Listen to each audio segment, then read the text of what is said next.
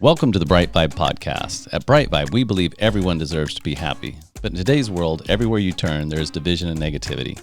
At BriteVibe, we have created a global movement to bring 8 million people together who are inspired to live bright, live bold, and share bright vibes. Alone, it can be hard to change, but together we can change the world. Welcome to the BriteVibe Podcast. Joe Hart, welcome to the BriteVibe Podcast. So happy to have you on today, sir. Thanks, Matt. Great to be with you. Yes, you are the CEO of the Dale Carnegie Company. Is that, it says just Dale Carnegie, but it's the Dale Carnegie Company. How do we? Yeah, actually, so it's actually, we go by Dale Carnegie Associates, but in the market, we're known as just Dale Carnegie or Dale Carnegie Training. Dale Carnegie. And this company's had a huge impact on leadership training, on business training for literally since 1912, I believe. Is that correct? Yeah, that's right. That's when Dale Carnegie started our company. Really, he started teaching the Dale Carnegie program, and we've got 111 years this year. So it's been pretty incredible. Wow. That is incredible. And so for people that aren't familiar with Dale Carnegie, I want to dive into that. We do want to talk about, thank you for the visual prompts, by the way. I love that you have Dale Carnegie on one side and the new book that you guys have put out, Take Command, on the other. Makes it super easy for me. So thank you. Trying to help any way that we can. Thank you. Let's give a little, because I'm sure you've told this story once or twice, but let's give a little color or background for those who are not familiar with Dale Carnegie, or maybe have heard of it but not quite know what it is. And I'll be honest, I've not actually as I look back at it, I've never taken a Dale Carnegie course. I think I've read about Dale Carnegie courses, but I've never actually taken one. But we can help you with that. Thank you for that. So who was Dale Carnegie, and what did he do 110 years ago that's had such a lasting impact? So first of all, Dale Carnegie is an absolutely incredible human being. And I'll just to go back. I mean, he was actually born in Missouri, lived much of his youth really in poverty, grew up on a farm, came from a very loving house, parents who really struggled to put food on the table. And he writes a lot about that, even in some of his in his books, just about what he endured. He went to college at what is today the University of Central Missouri, and he discovered there really an ability at that time for debate, for speaking and so forth. He decided to go into sales. His first foray into sales after school was not successful, but his second one, he was hugely successful, so much so that he was the number one salesperson in this company. It was the Armor Meatpacking Company. And he decided, rather than to go into management, that he would basically go to New York City. I mean, he wanted to go into speaking and potentially acting. He realized once he was there that acting was not what he wanted to do, and he struggled in New York City until he had this idea, which was, I'm really good at public speaking. Why don't I put on a class on how to give public speeches? And he was giving these courses at the YMCA in New York, and they became hugely popular. Many people think that the book, How to Win Friends, predated the course. Actually, he wrote How to Win Friends and Influence People in 1936. The courses had started in 1912. In fact, I mean, he really didn't even want to write the book. He had a student in one of his classes, whose name is Leon Shimkin, who was with Simon & Schuster. And he thought, this is absolutely unbelievable. This class is so powerful.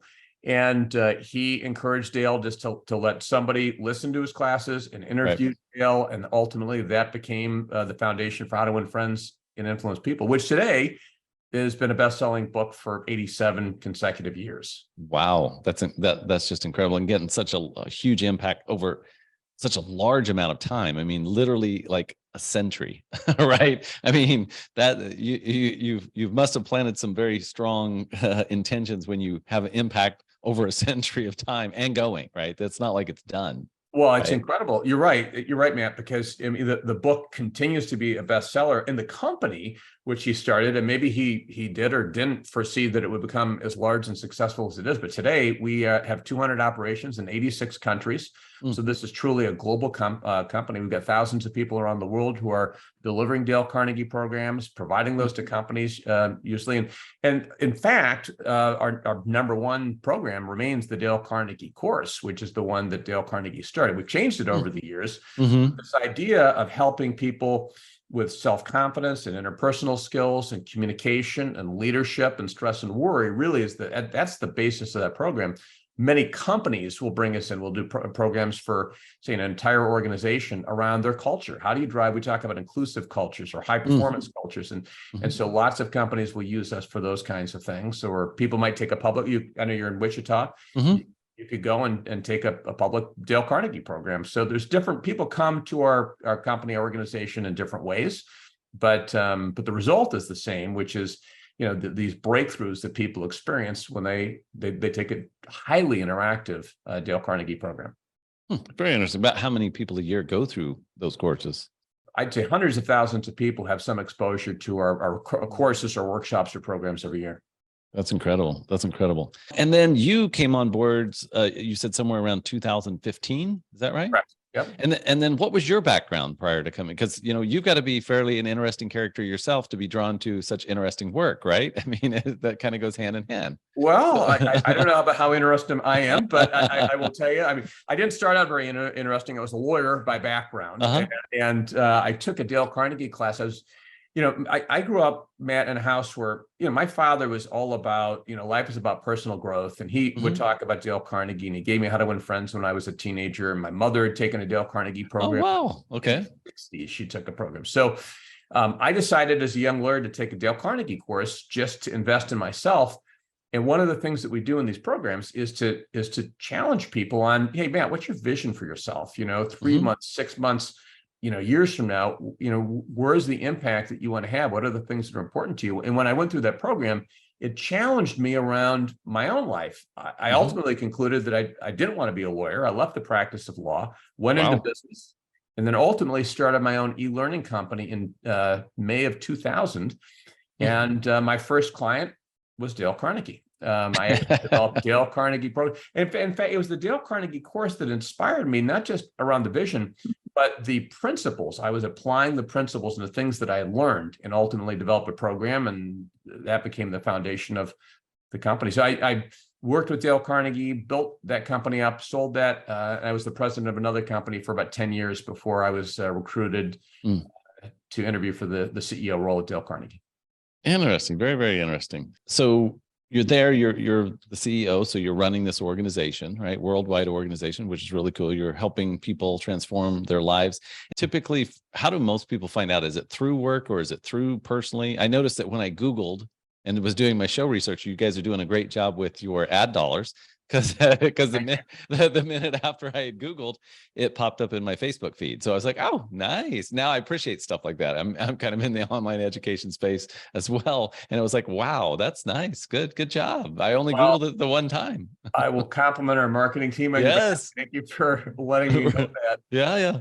Yeah, I mean, so people come. I mean, I'd say 90% of the people who take our programs are there because of a corporate connection. Either they've gone to their company and they've said, hey, I'd like to take a Dale Carnegie course, and the company's paying for it, or the company has said, hey, Matt, we'd like you to take a Dale Carnegie course, or it might be, and we work with many large companies and smaller, mid-sized too, that will put on programs for their teams. So sometimes someone will come into our programs, they won't even know why they're there, and then they go into them and they're like, wow. I mean, it's something that really, in fact, I'll tell you, I was in Nashville and Atlanta last week for a Take Command, some events and book signings and speeches and things like that. The number of people I would meet on the road who would just say, I took your Dale Carnegie course 30 years ago. 30 years ago, and it changed my life. I mean, that happens constantly. If you Google Warren Buffett and Dale Carnegie, you'll see a video where he's talking about his life was changed when he took one of these programs. So it gave him the confidence and the interpersonal skills. He hated to speak. He said he would literally throw up before a speech. He could not get up and talk in front of people. So for so many people, this is so powerful. By the way, we also offer programs for young people. All 6 of my kids have taken Dale Carnegie teen programs. So that's something else that we're very passionate about, which is, how do you have an impact on people who are struggling with interpersonal skills or confidence or stress and worry, especially coming out of COVID, which has just been so hard on everybody. Right. How, I guess, and so you said the most popular course is still kind of that foundational course. What's the title of that? Just so I'm clear, is it just the Dale Carnegie course, or is there? That's it. The Dale Carnegie course. That's it. Your marketing team might want to shine that one up just a tad. I don't. Well, I mean, the Dale Carnegie course. It's been the Dale Carnegie course for that many years. It's got it's gosh, It's you just know, what solid, would huh? the equivalent be? It's like changing the name of Porsche or something like that. Changing the name of the iPhone. It's like there's such Right. Well, recognition around it. just put a tagline, the Dale Carnegie course, a transformational experience or so. I just need a little Yeah. bit more meat on that bone. But how long is that? I'm just curious. I don't actually know. So how long is the course? This isn't an infomercial, by the way. Dale Carnegie isn't paying for this podcast. They can, but they're not currently, right?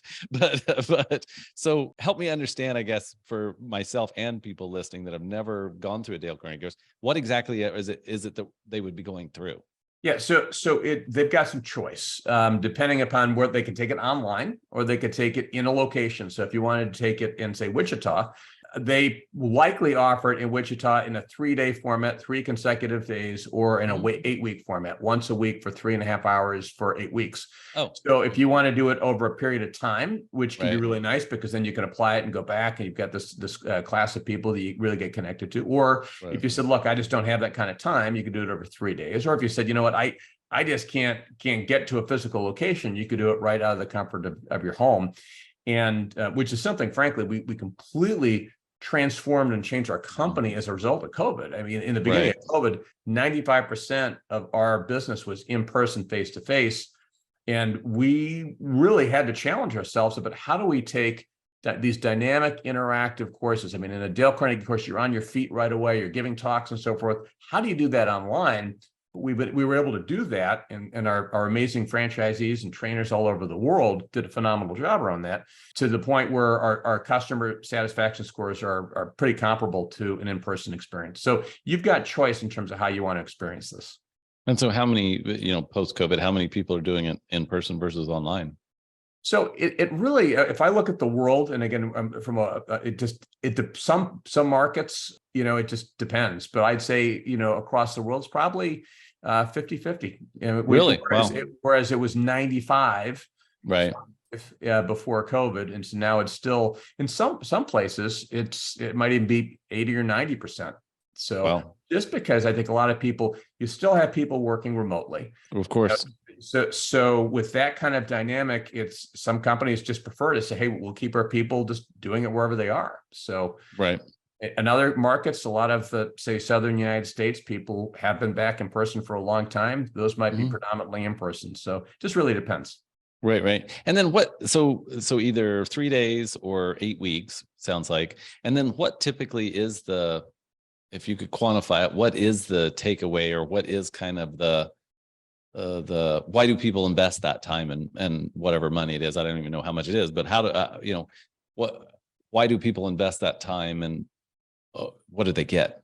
Yeah. So a lot of times it's if a company's investing it, they're looking at their people and they're saying, how do I get these people to work together more effectively so they can achieve greater results, and what holds them back? Because the different things can, you might have people who have a lack of confidence. You get to a certain level in your organization and you're afraid, you're afraid of, or maybe it's from a human relations standpoint, you're prickly. You're not very good at interacting with people. You're critical. We talk about engagement, employee engagement, or DEI. How do I create an inclusive environment, and an environment where people feel respected and appreciated and valued? And all those things go to Dale Carnegie principles. How do I make someone feel appreciated and valued? So the result you would have would be different, because just depending on who you are and what you're coming in with. Other people, I've had this experience where someone would say, in fact, in my own class, when I took the class, there was a young woman, you get up on your feet, and many people are uncomfortable with that, right? So but you get up, and she could barely say her name in that first session. But by the time she was done, she was standing up, she's using her hands, she could look at people. That woman had a new confidence coming out of that. It wasn't just about, hey, I'm standing up and giving a talk. It's like, oh my gosh, I never in my wildest dreams thought I could do this, and now I'm doing it. What else can I do? So for many people, it's confidence. For others, it's how do I present? How do I express myself? For other people, there's a big component, which is relationships. What are the relationships that are really important at work or in your personal life? And how do I make those stronger? Sometimes, we know that people who are the most successful in a career aren't the ones with just the greatest technical knowledge. It's about how do you get along with people? How do you navigate those relationships? So I hope I'm not talking too much. You're asking questions. It's like asking about my kids, Right. I'm throwing you big softballs, and I don't mean to be throwing you softballs. I'm truly just like trying to understand these aren't, again, this isn't a promotional thing. Click on the link. It's not that. It's just, I truly am. So because I think there was and you will know much more than I. It seems like there was, I remember when I was a kid, so this has been a while back, that there was I knew more about or had more exposure to maybe the Dale Carnegie name. And then it seems like there's been a period of time where maybe that's not been as prevalent and now is it on the uprise? And maybe that's just my own life and my own view of things. I don't know what the life cycle of your company has been since it was founded, but it seems like there's some relevance coming back that maybe wasn't there for a while. And you've only been around since 2015. So you can blame it on your predecessors, right? You can say, oh, back then, Bob, he didn't do a very good job. But no, I'm not saying that. I'm just saying, is there any truth to that, or is that just Matt Lilly's world? I guess. I know. I think, Matt, what you've described is a fundamental challenge that maybe we've had as an organization that's gone back a long time, which is that, people of a certain age and up know the name Dale Carnegie. And sometimes I think about my own children or people whom are younger may not, which is probably the reason. I know we'll talk about Take Command, but one of the major, when I came to this company, there were two major objectives that I had. One was around brand and the other was around culture.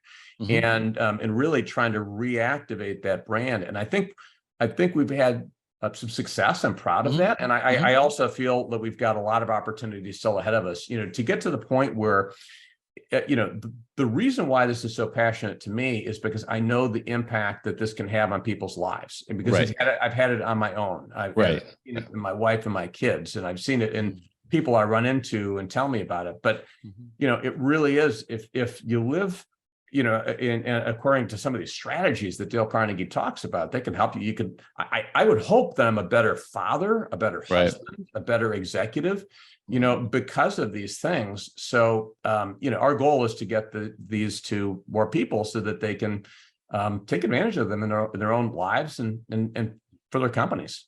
So you're not only the president of Hair Club, you're also a member, right? I mean, you drank the Kool-Aid, and that's old enough that people that would remember the Dale Carnegie name right back in the day would know that commercial. I know that commercial. So, yeah. Right. That was back in the 80s, I think.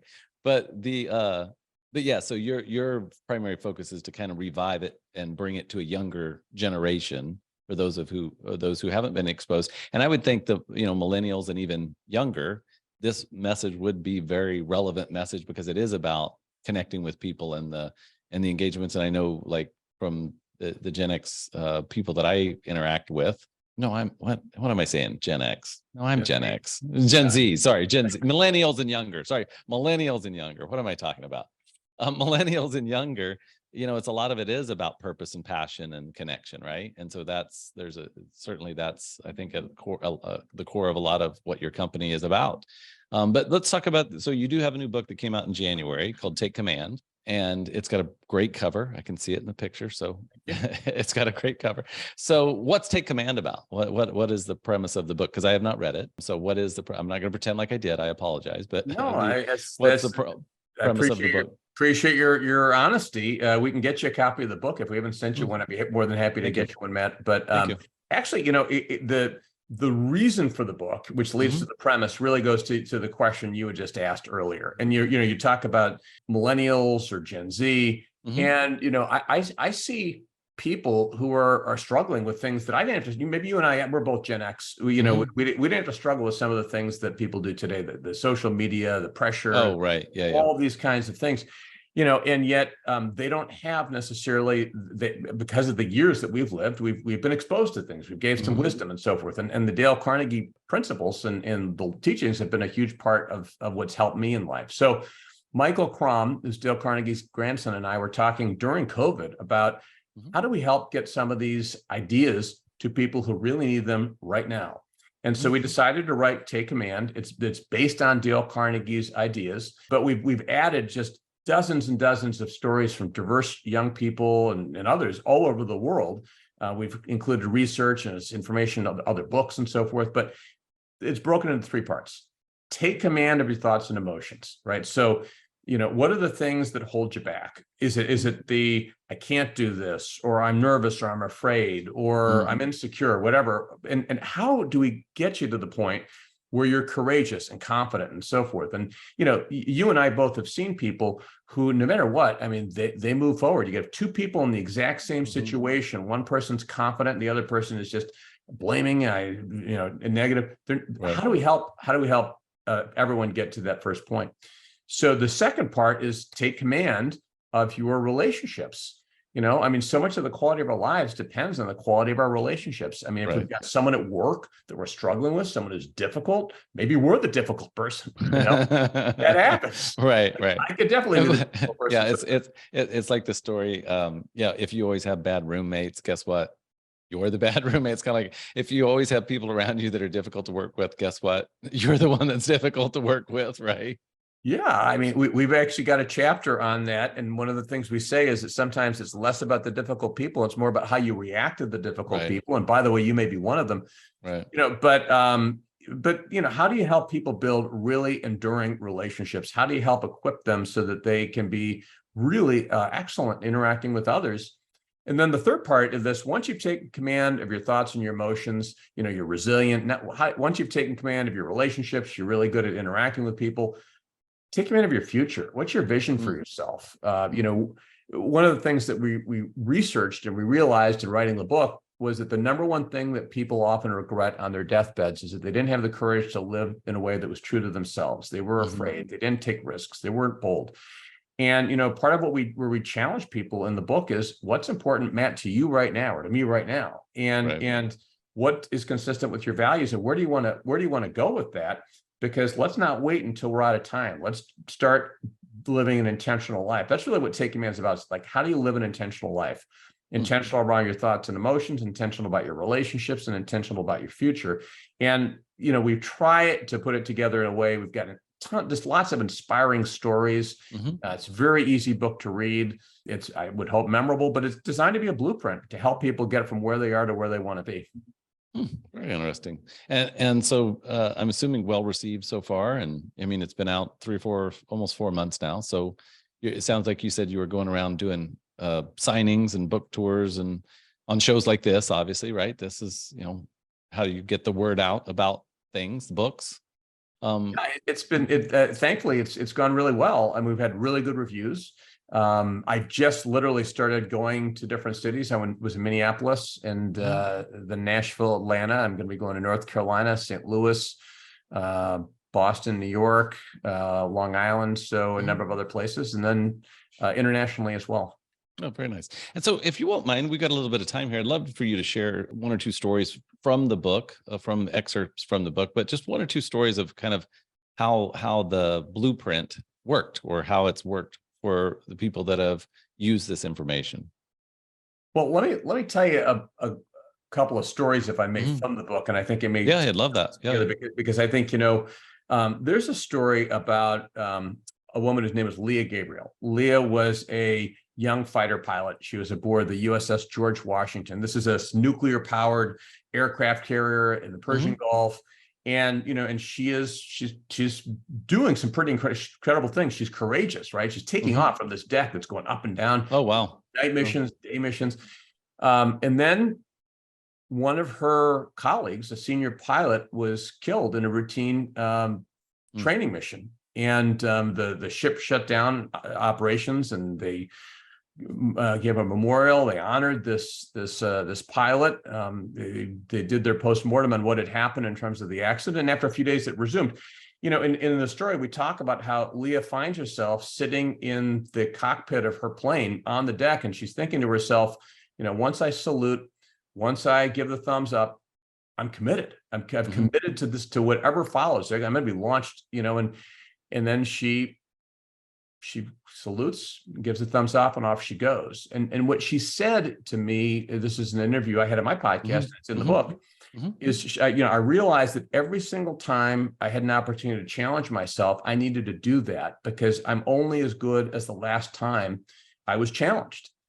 And really, this is how we grow. So, you think about, Leah, and going back to your question, Leah, first of all, had to have courage. She had to be willing to take a chance. She had to be decisive. And what happens to us if we're not decisive? What happens to us if we lack courage? There's a great quote that everything you want's on the other side of fear.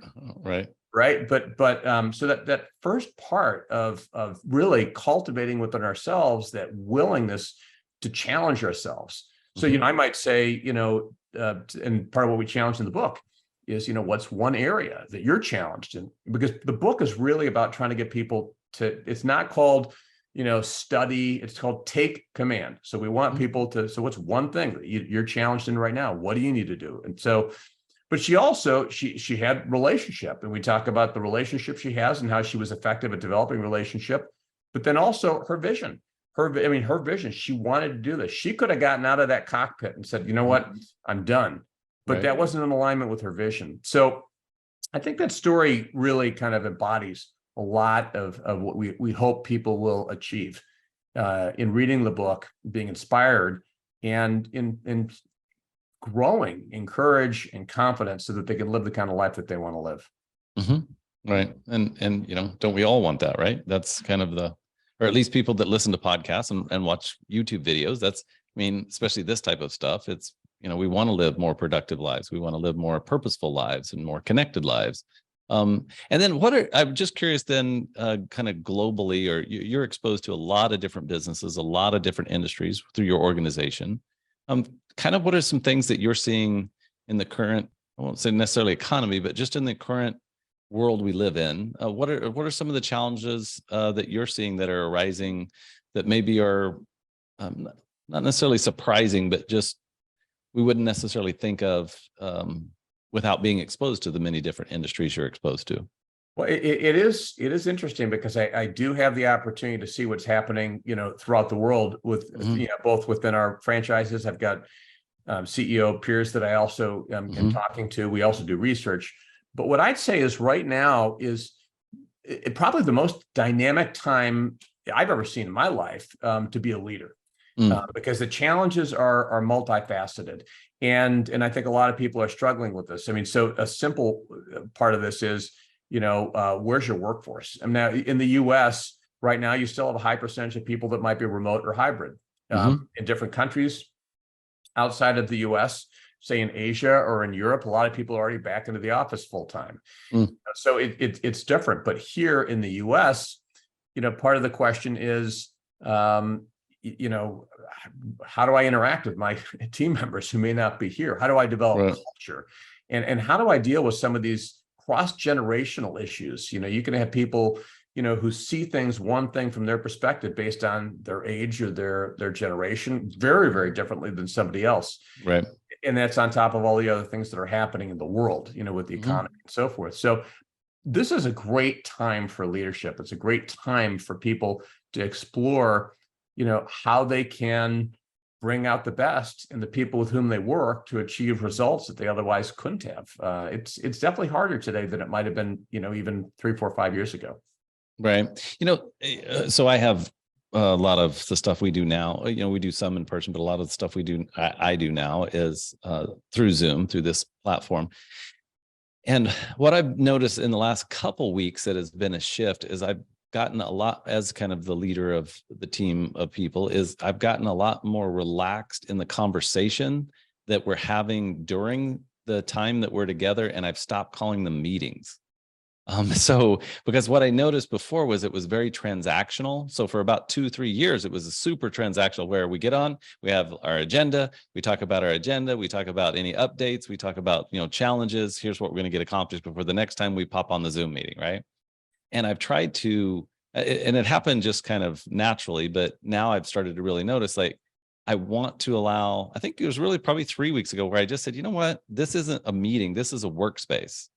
So now when I come into a lot, because, typically we have rhythm meetings with the team. So with the teams coming together multiple times a week in Zoom, but now we're in a space of, I've decided that instead of coming in and having a meeting, we're having a work time where we're working together. So we're literally working through problems, pulling stuff up, sharing screens, talking about, and maybe that's happening in other companies. I'm sometimes the last adopter of things, and we're sharing stories of kids, and we're sharing stories of, like, I was showing them something I, had acquired over the weekend, and I was trying to make light of that. And so I've decided that I'd rather have this instead of being so tactical and so dry, let's just have the water cooler thing happen during the meeting, and it's okay. And let's meander a little bit. And so we have an hour or an hour and a half maybe, and it's okay to share screens, and we work through a technical issue. And at the same time, go ahead and talk about make it more human, I guess, without manipulating the meeting, but just make it more human. And I found that feels better anyway. It was just getting I was feeling disconnected from the team because it was just so like, okay, we're going to do this work and then we're going to walk away. But when you're in an office together, that's not how it works, right? When you're in an office together, you share your life more. No, I think you've hit on something that's really important. And I love how you are being intentional about the kind of culture you're creating with your team, because one of the things clearly that's potentially missing in an online environment are those weak ties, those social interactions, the bumping into someone and just kind of, hey, how was your weekend? And those, right. So if we're not really intentional about how those things happen, they may not happen on their own. Right. And then all of a sudden, we've got people who might feel isolated or lonely or disconnected. I know this morning, my direct report, my executive team and I, we start every Monday morning, and really it's like, what's good news, personally, professionally. And the first 10 minutes of the meeting today was simply, it was Christina sharing pictures of her daughter's first communion. Yeah.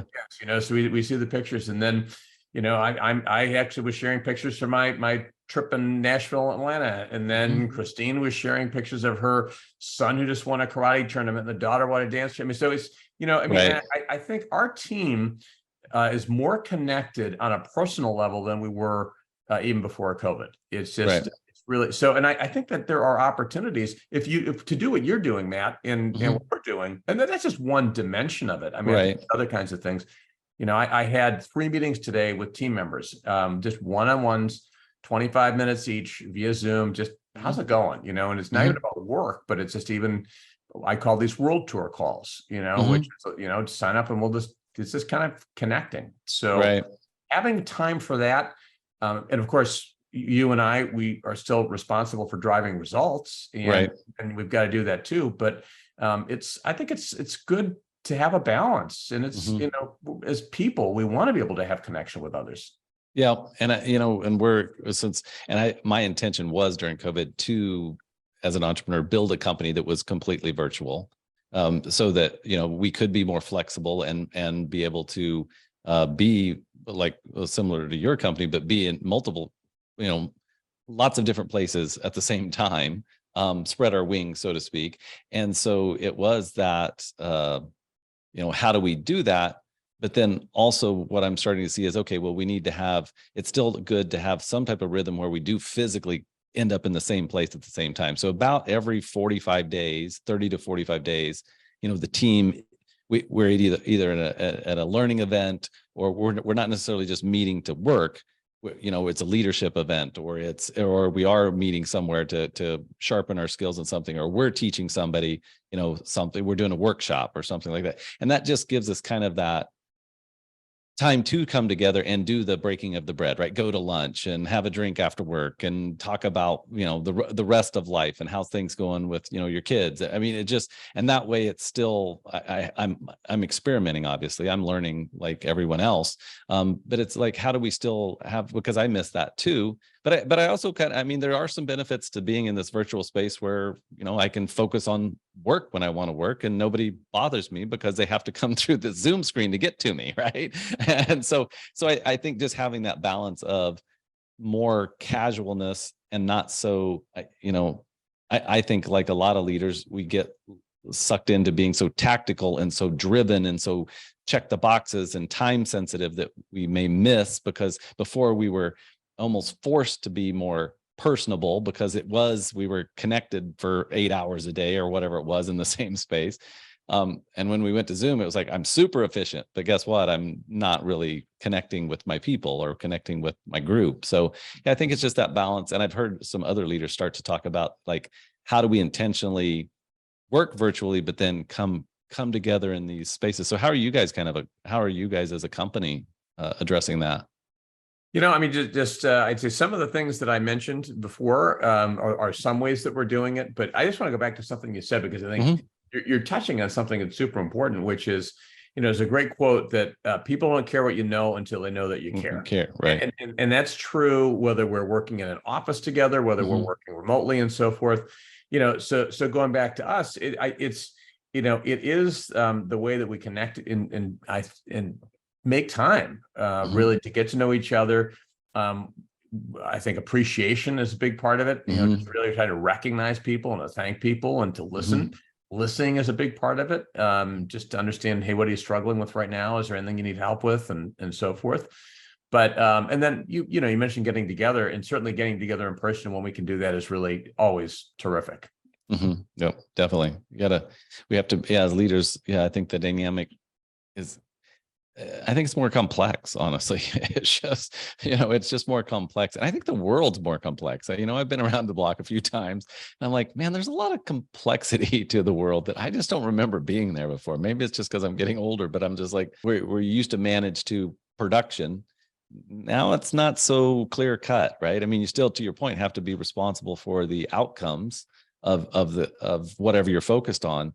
But there's a lot more soft skills that have to be in play there. There's a lot more nuances to those things. Yeah, I mean, that is true. In fact, and just go back to the point of complexity, this is something I think that we really didn't have to worry about as much before. I mean, you operated a certain way. There's never any question about how you operated. People are in the office or they're operating, whatever it is. But many CEOs that I talk to, they'll say that the number one challenge they have is around acquisition of talent, retention of talent, creating the culture that they want to have, a culture where people are engaged. There's greater visibility these days with Glassdoor and other kinds of things. And what kind of a company is it that you're working with?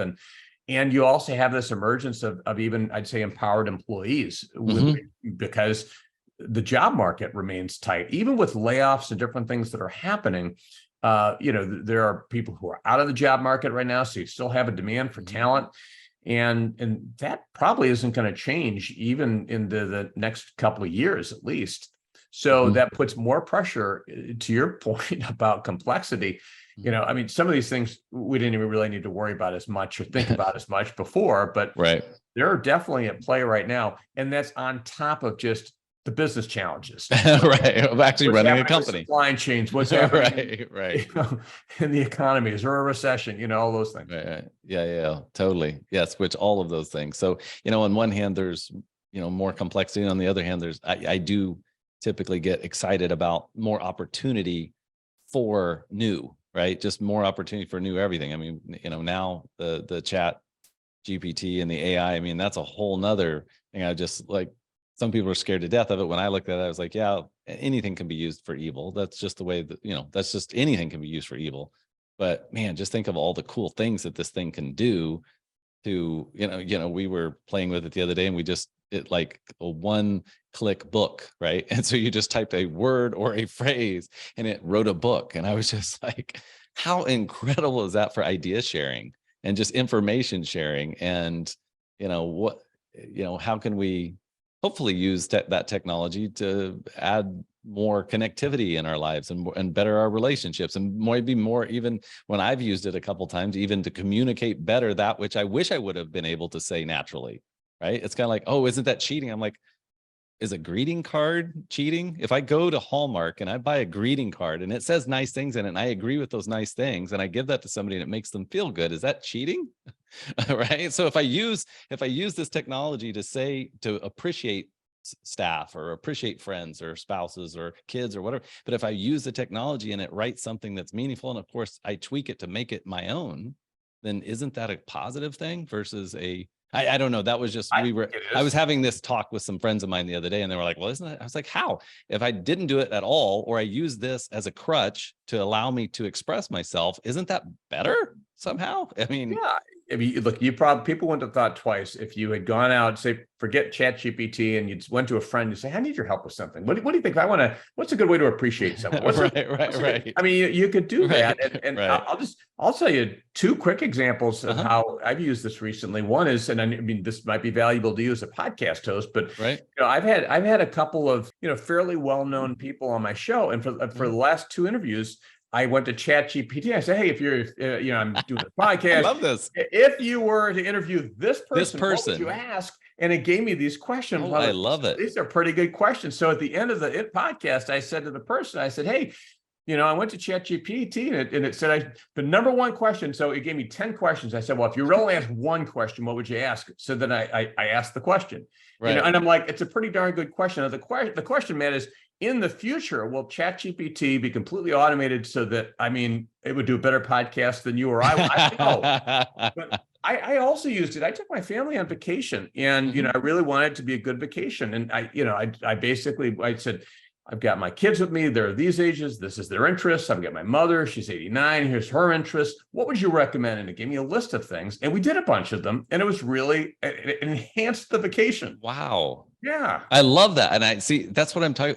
That's what always blows my mind, is like just the different ways that you can use it that actually adds value. It's not like it's like, in the beginning, I'm just typing in one-line phrases and seeing what it says. But yeah, actually using it. I mean, we were talking in our staff meeting the other day, we were talking about literally, there probably won't be copywriters anymore. There'll be prompt writers. It's like, who can write the best prompt? Because it's kind of input in, input out. The better you write the prompt, the more you get out of that. And just to see, like what you just talked about, I would have never thought about it for the podcast, and I would have never thought about it for the vacation, right? Just, if you were going on vacation, would you just type, like, if you were going on vacation this spot, what would you do? I typed in, I said, I am on vacation in Fort Lauderdale, Florida, with my wife and these kids. I have I went through each of the kids. Wow. I've got my 24-year-old daughter, and she likes to do this. And I just put it all in it. And, and once, because you can put all that into it and then ask it the question, which is, based on all this, what would you recommend that we do? And then it gave me a bunch of things. And I said, well, what other things? And it gave me more things. So then I went to my kids. I said, look, you have to pick something from this list. If there's not something here, right, that GPT can't help you with, then we're just going to sit around the house and stand your phone or something. But right. What's everybody's favorite card game? That's what we're going to do for the next 3 days, right? Well, I love that. Well, that was as you were saying, I was like, I just want to do a podcast that's nothing but Chat GPT. Basically, I just bring guests on the show. We just type in the question live, and then they just answer the questions, and then we just feed it, right? It was like, or how are you using Chat GPT? Well, I say AI, basically. How are you using AI in your business, right? And then just looking at all the different ways, because like I said, it can be a little bit unnerving, I guess, if you want to look at it that way. But it's also like, wow, you can, like you did, you used it for good. You used it for some very positive stuff in it. And I would imagine that your family members found that it was a lot more engaging than had you not had that plan.